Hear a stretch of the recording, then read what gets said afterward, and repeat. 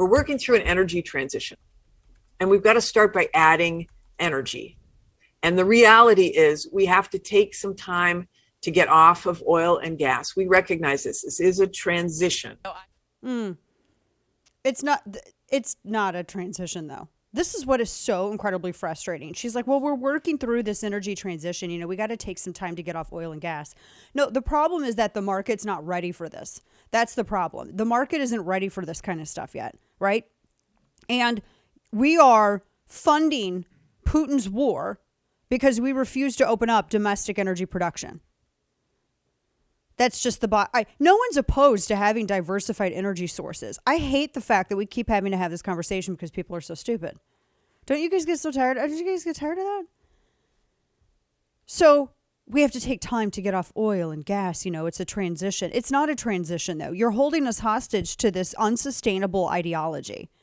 That's what's happening. And you're doing it at a time when energy is national security. If that argument has never been made before, it sure as hell has been made now. I mean, we're being our national security, not just our national security, but our ability to give options to people to get away from tyrants who are controlling and monopolizing this form of energy. We are making the world less safe. It's just crazy.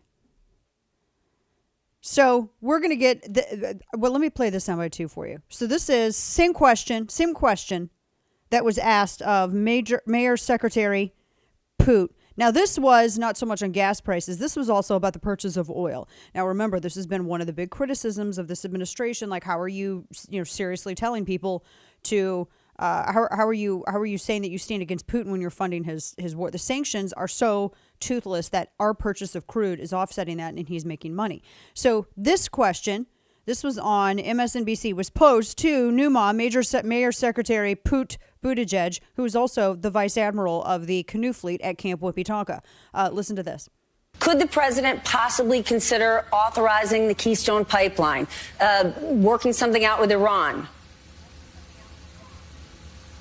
I mean, look, the president has said that all options are on the table, but we also need to make sure that we're not galloping after permanent solutions to immediate short-term problems where more strategic and tactical actions in the short term can make a difference.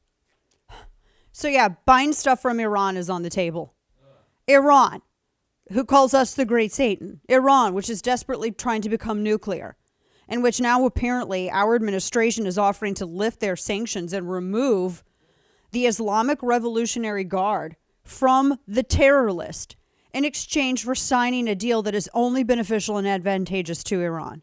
You have to ask, who is selling out whom? Because these people making this deal do not have the best interests of the United States in mind at all whatsoever. I mean, I just can't. If you wanted to get the world in World War III and kill the planet, these are the steps you take. To a T. There's no hiding it anymore. Honestly, I think that there are people in the administration that want a war and that are doing everything that they can to prime the United States to get into it. I honestly believe this. I believe that there are people who want to send your sons and daughters off to be nothing more than meat ammunition to go and be fuel for their meat grinder. I really believe this. I believe that War Inc. is salivating at this, and there are people in this administration that are doing everything they possibly can to not only pad their pockets, but to pad the pockets of their tyrant pals and to get the United States in World War III. I believe that there's a huge effort underway. I think it's all related. You want me to just be real honest? I think the whole damn thing's related. Go back to 2016. Go back to 2020. I think the whole damn thing's related. Kane, take your damn tinfoil hat back, sir. I want my hat back. Give it to me. But really, seriously. If it's Occam's razor applies, does it not? Am I wrong? No. Am I wrong to have such suspicions, Kane? No, ma'am. Thank you. Just, but this administration, well, the previous administration declared the Iranian Revolutionary Guard to be a terror organization back in 2019. Really, it should have been declared a terror organization a long time ago, but for some reason, it was just only recently declared to be a terrorist organization in 2019. These are the people that have worked with proxy terror groups, et cetera, et cetera. I could go on. It's pretty wild. And so At stake is this deal that it pretends to limit Iran's nuclear program in return for a lifting of sanctions. It's the Joint Comprehensive Plan of Action. It is literally, and Trump isn't the only person who referred to it as such. It is one of the worst deals ever created. Chamberlain was more victorious than this. First off, if you're going to enter into an agreement such as this, you have to have the Senate also involved. You can't just enter into an agreement like this with Iran and not have the Senate involved in this whole thing.